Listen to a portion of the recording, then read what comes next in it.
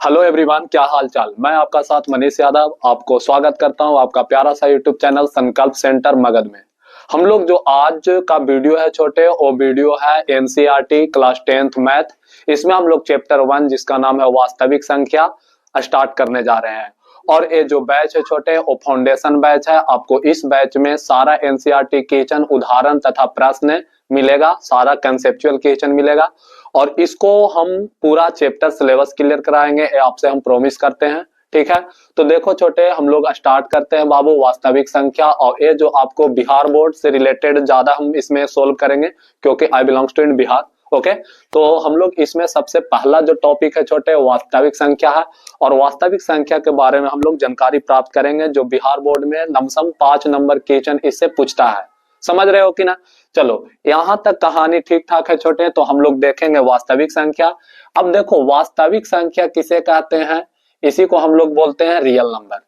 इसको तो हम लोग सिंपल डिफिनेशन बोल सकते हैं कि वैसा संख्या जिसे नंबर लाइन पर क्या चीज किया जा सकता है बाबू, दर्शाया जाता है या लिखा जा सकता है, तो उसे हम लोग वास्तविक संख्या कहते हैं। ए हो गया हम लोग का नॉर्मल, ए हो गया डिफिनेशन। लेकिन वास्तविक संख्या में हम लोग का क्लास 10 का लेवल से क्या पढ़ना है वो हम आपको बताते हैं। तो इसमें जो सबसे पहला पॉइंट पढ़ना है छोटे, वो पढ़ना है आप लोग का प्राकृत संख्या। क्या चीज पढ़ना है बाबू, प्राकृत संख्या। प्राकृत संख्या को अंग्रेजी में क्या चीज बोलते हैं, तो प्राकृत संख्या को अंग्रेजी में बोलते हैं छोटे नेचुरल नंबर। क्या चीज बोलते हैं बाबू, नेचुरल नंबर। अब देखो, नेचुरल नंबर है। अच्छा, एक बात और याद रखना कि प्राकृत संख्या को जो सूचित किया जाता है कैपिटल एन से सूचित किया जाता है। ठीक ठाक छोटू। अब प्राकृत संख्या किसे कहते हैं, तो आप लोग याद रखिएगा कि गिनती में युक्त होने वाला, प्रयुक्त होने वाला संख्या को ही क्या चीज कहा जाता है, प्राकृत संख्या कहा जाता है। और हम लोग का जब भी गिनती स्टार्ट किया जाता है छोटे, तो कहां से 1 2 3 4 डॉट डॉट डॉट कहां तक जाएगा छोटे, इनफाइनाइट तक जाएगा। आपको जहां तक गिनती गिनना है। तो प्राकृत संख्या का डिफिनेशन हो गया क्लियर। ठीक, आप लोग साथ में लिखते चलिएगा, नहीं तो ये सब बात 8 क्लास में और 9 क्लास में बताया गया था। आप लोग उसको केयर कीजिएगा तो कोई दिक्कत नहीं है। अब देखो, नेक्स्ट जो हम लोग का टॉपिक इसमें पढ़ना होता है छोटे, उसे हम लोग बोलते हैं पूर्ण संख्या। कौन संख्या कहते हैं, पूर्ण संख्या। और ये जो पूर्ण संख्या होता है, इसको अंग्रेजी में बोलते हैं बाबू होल नंबर। क्या चीज बोलते हैं, होल नंबर। अब ये जो होल नंबर है बाबू, इसको सूचित किया जाता है डब्ल्यू से। क्या चीज से सूचित किया जाता है, डब्ल्यू से सूचित किया जाता है। अब होल नंबर किसे कहते हैं छोटे, तो हम लोग बोल सकते हैं कि प्राकृत संख्या में जीरो के शामिल कर देने से जो संख्या बनता है, उसी को, जो संख्याएं बनता है, जो समुच्चय बनता है, उसी को हम लोग होल नंबर कहते हैं। कहने का अर्थ है कि देखो, प्राकृत संख्या क्या था छोटे, तो प्राकृत संख्या 1 2 3 4 डॉट डॉट डॉट कहां तक गया था, इनफाइनाइट तक गया था, अपरिभाषित। समझ रहे हो कि ना, मतलब जा रहा, इसका कोई रोक टोक नहीं है। इसका पहले अगर हम लोग जीरो को ऐड कर देते हैं, तो अब जो संख्या का श्रृंखला बना है या जो संख्या का समूह बना है, यही क्या कहलाता है छोटे, तो यही कहलाता है पूर्ण संख्या।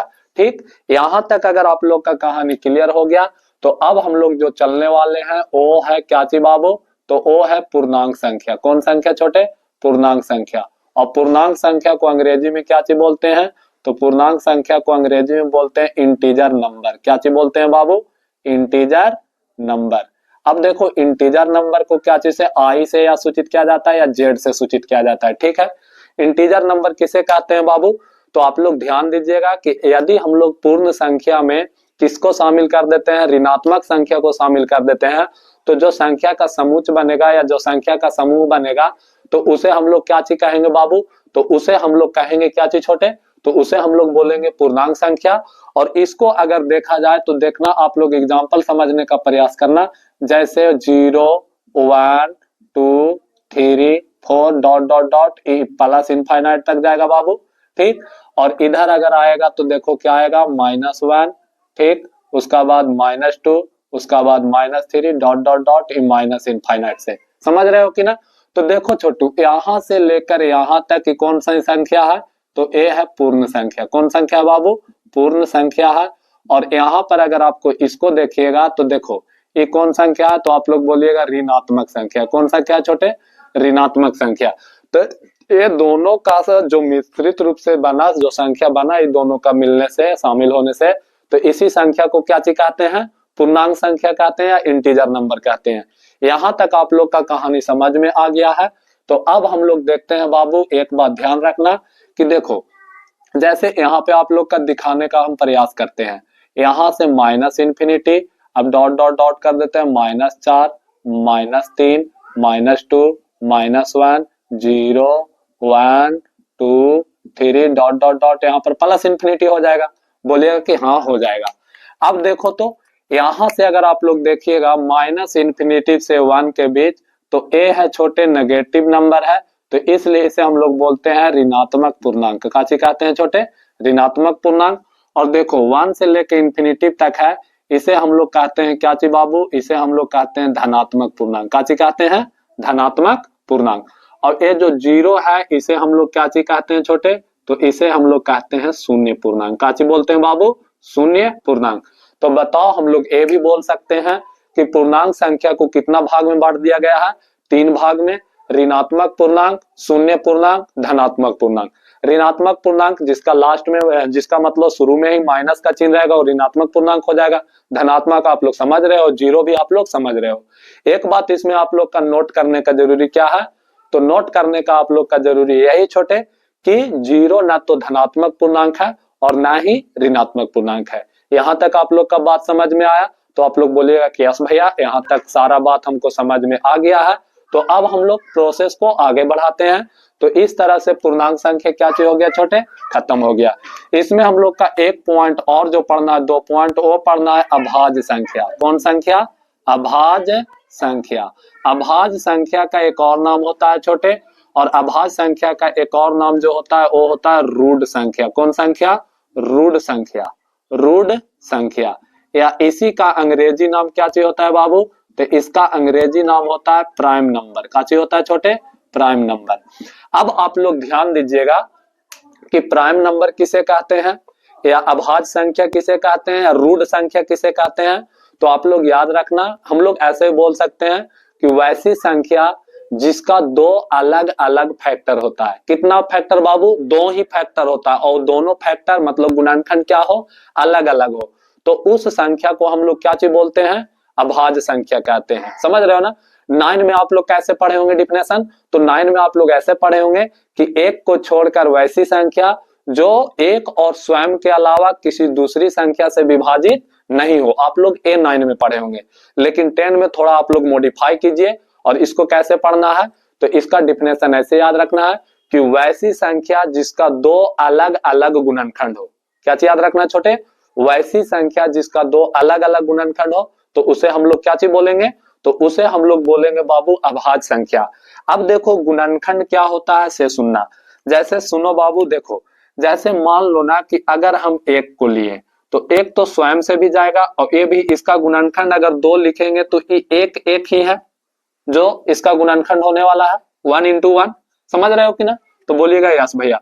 लेकिन बताओ इसका गुणनखंड जो है वो अलग अलग हुआ का, बोलिएगा कि नहीं ये तो सेम सेम आ गया।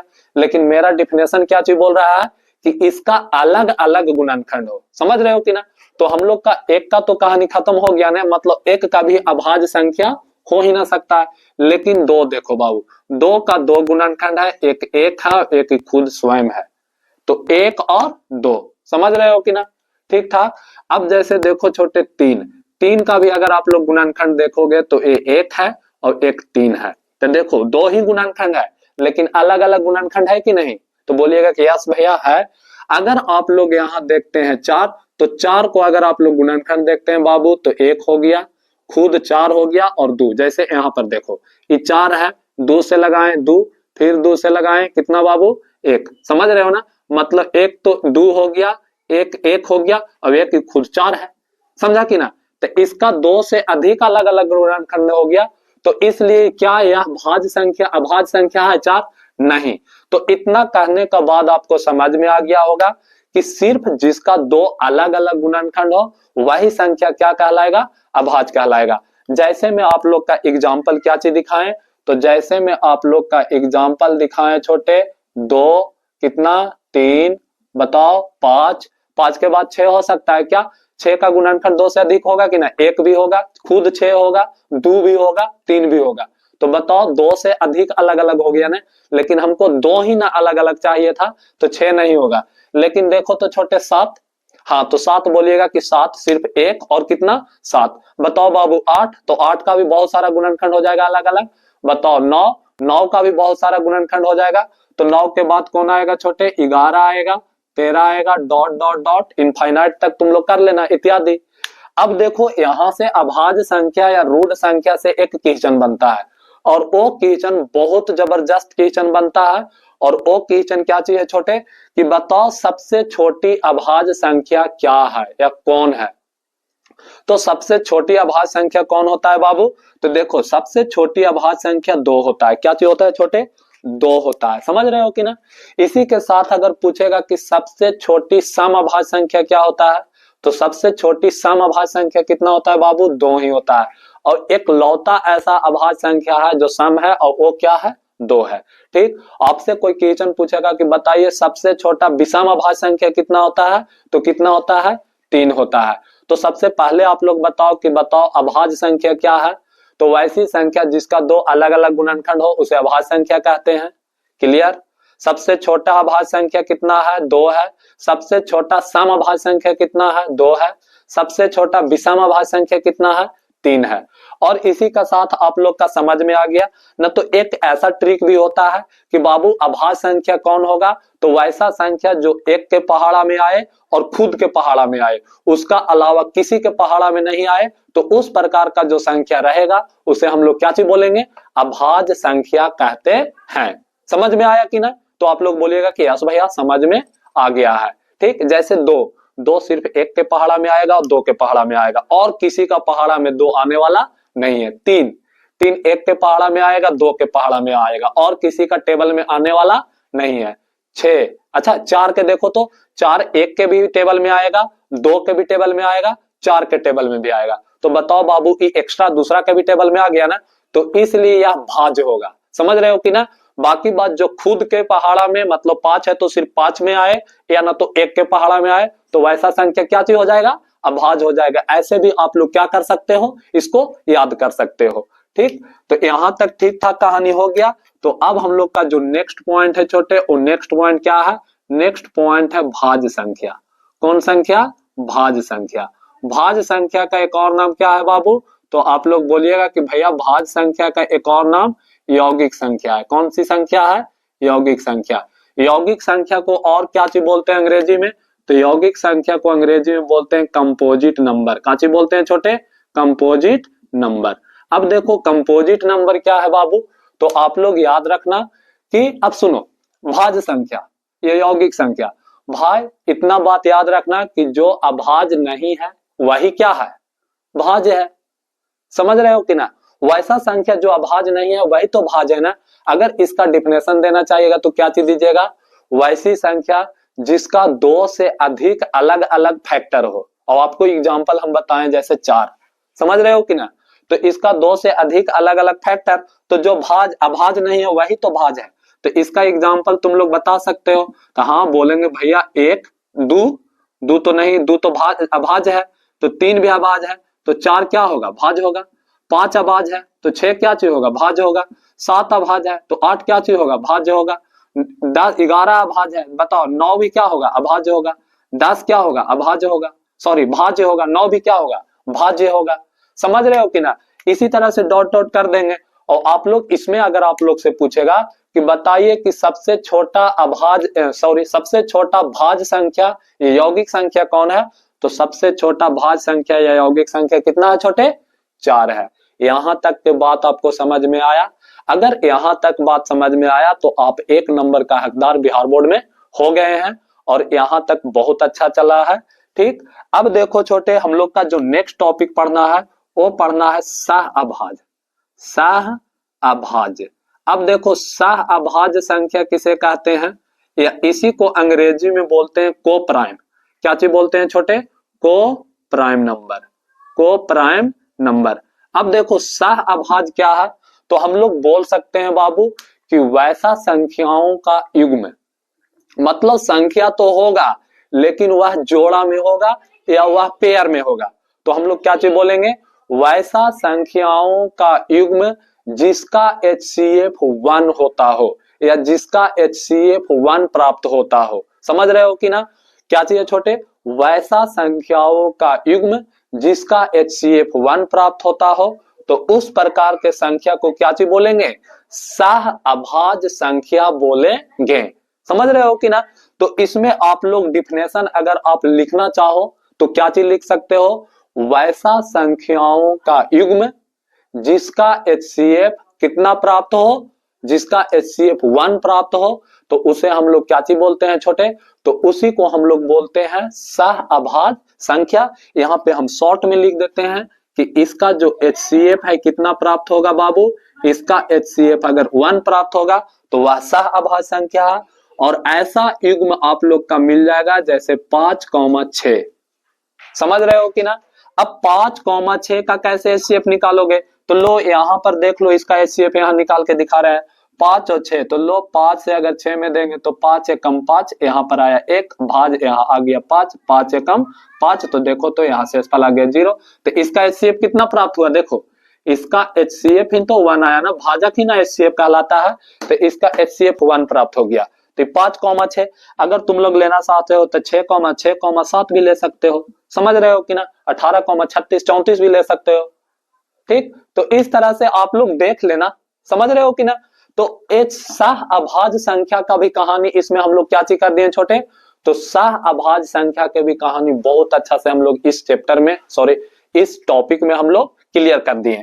अब देखो हम लोग का जो नेक्स्ट टॉपिक पढ़ना है वो मोस्ट VVI टॉपिक है। और वो जो टॉपिक है वो है छोटे परिमेय संख्या। कौन सी संख्या? परिमेय संख्या। अब परिमेय संख्या क्या होता है? परिमेय संख्या को ही अंग्रेजी में बोला जाता है रेशनल नंबर। क्या चीज बोला जाता है छोटे? Rational number. क्या चीज बोला जाता है बाबू? Rational number. और रेशनल नंबर इसे क्या चीज से सूचित करते हैं? इसे Q से सूचित करते हैं। क्या चीज से सूचित करते हैं छोटे? Q से। तो अब देखो परिमेय संख्या क्या होता है? तो आप लोग बोलिएगा ना कि परिमेय संख्या वैसा संख्या जिसे P बटा Q के रूप में लिखा जाता हो। किस रूप में लिखा जाना होता है?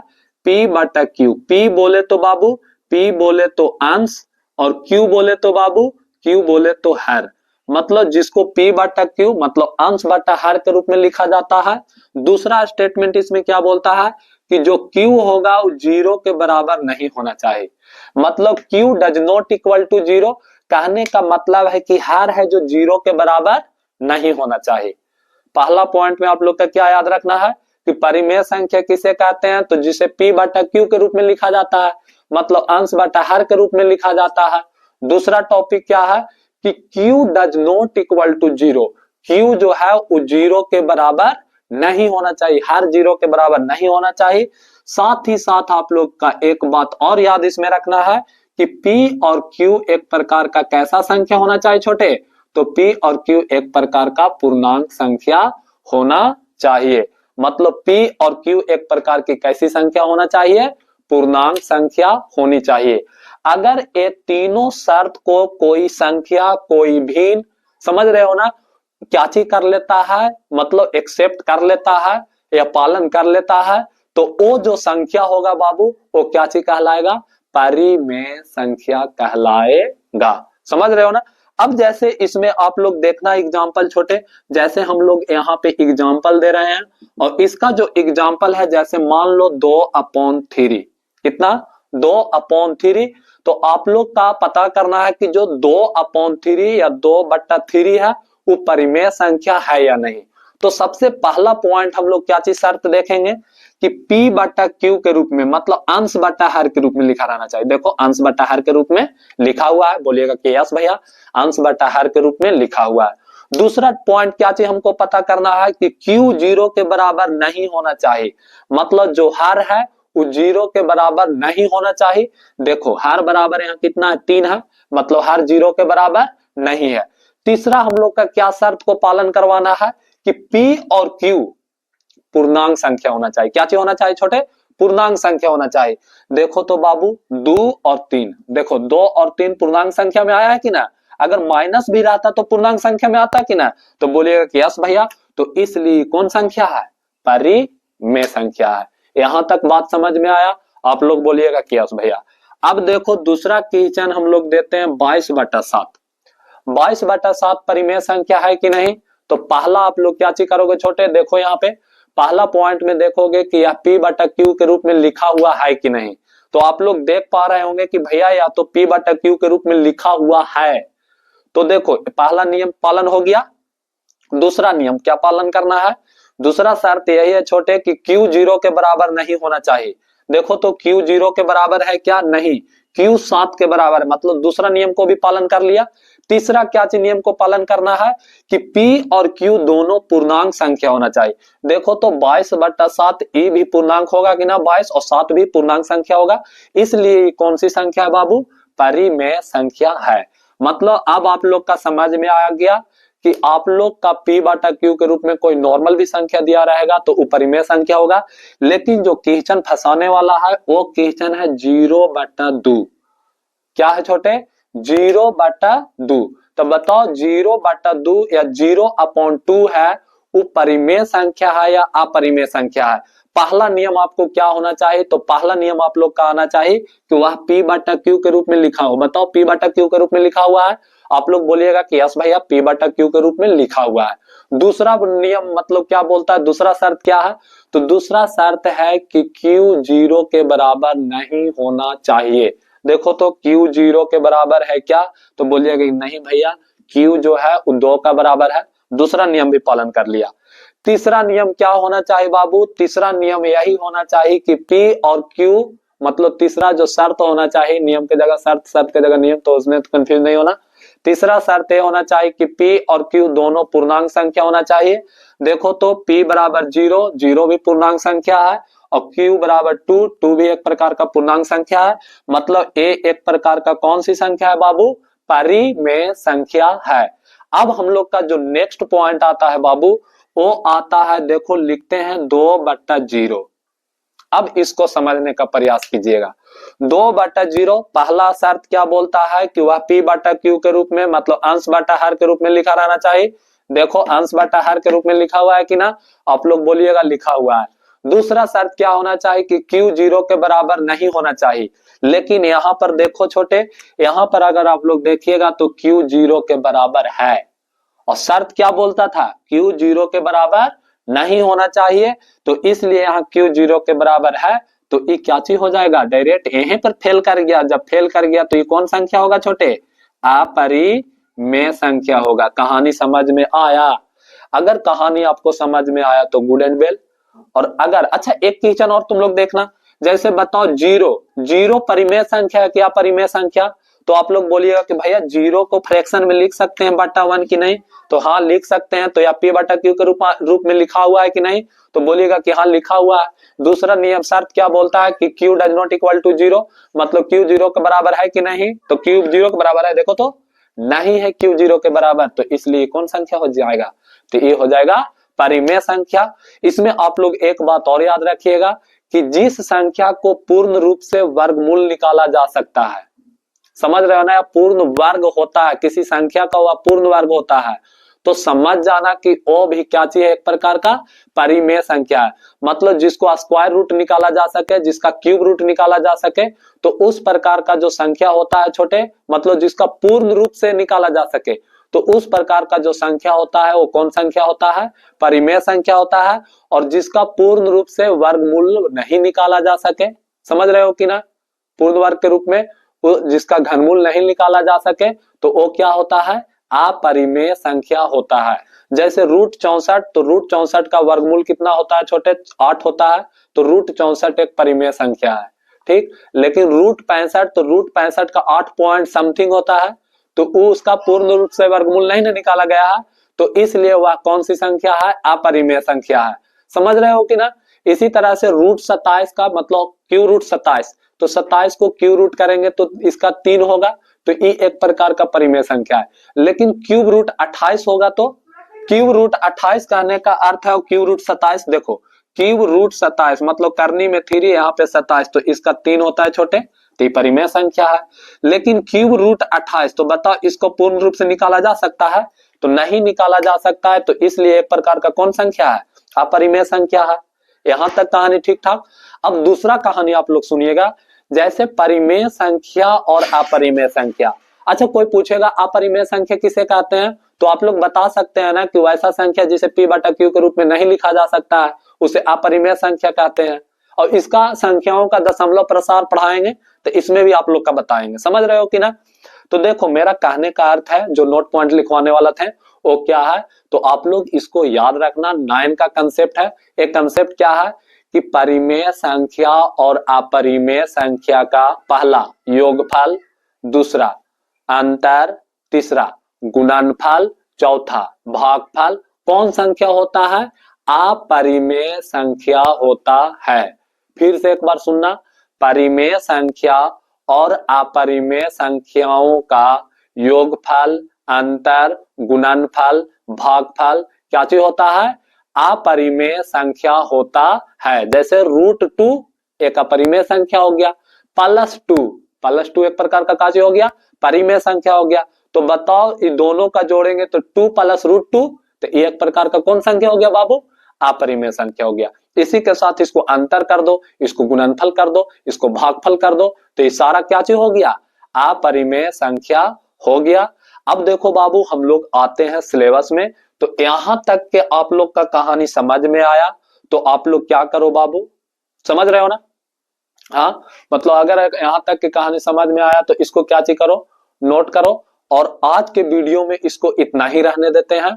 फिर आपको हम नेक्स्ट वीडियो में मिलेंगे, और नेक्स्ट वीडियो में हम एक्सरसाइज 1.1 का उदाहरण नंबर 1 और प्रश्न संख्या 1 को बहुत अच्छा से क्या चीज कर देंगे छोटे, कंप्लीट कर देंगे। अगर आपको वीडियो अच्छा लगा है तो अपना फीडबैक देकर जाएं। फीडबैक मतलब कमेंट में, अपना कमेंट बॉक्स में अपना फीडबैक दें कि भैया आपको इस तरह से यहाँ पे जैसा सुधार करना चाहिए था ना, तो आप अच्छा पढ़ा रहे हो, इसी तरह से पढ़ाते चलो। समझ रहे हो कि ना। और हाँ, और अच्छा लगा तो अपना क्लासमेट में भी क्या चीज करो, इसको शेयर करो। साथ ही साथ एक बात और सुन लो, ये जो हमारा संकल्प सेंटर मगध है, ये आपको साइंस और math NCERT Bihar board examination, भाई एनसीईआरटी है तो कोई भी बोर्ड रहे, किचन सारा सेम होता है इस पब्लिकेशन का, तो आपको यहाँ पे पढ़ाया जा रहा है।